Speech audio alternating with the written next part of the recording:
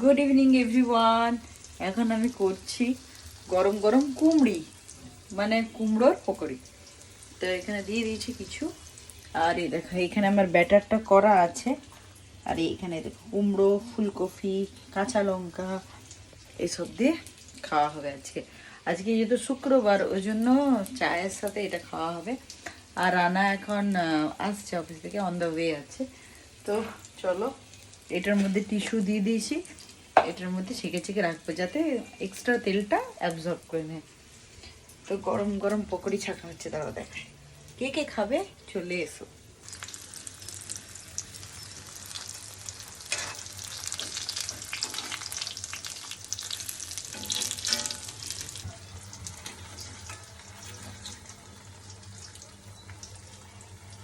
কি দারুণ, দেখো কি সুন্দর, মানে দোকানের থেকেও ভালো হচ্ছে।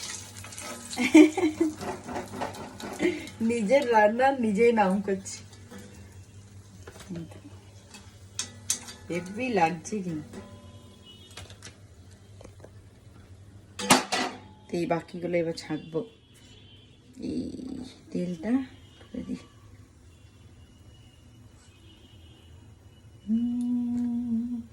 আমি মন্ত্র তন্ত্র কিছু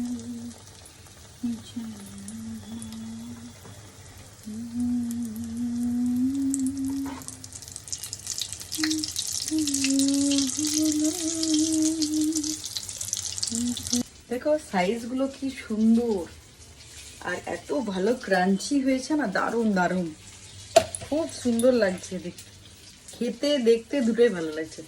তো চলো আমরা পকোড়ার মজা নিই, আর তোমরা ভালো ভালো খাও।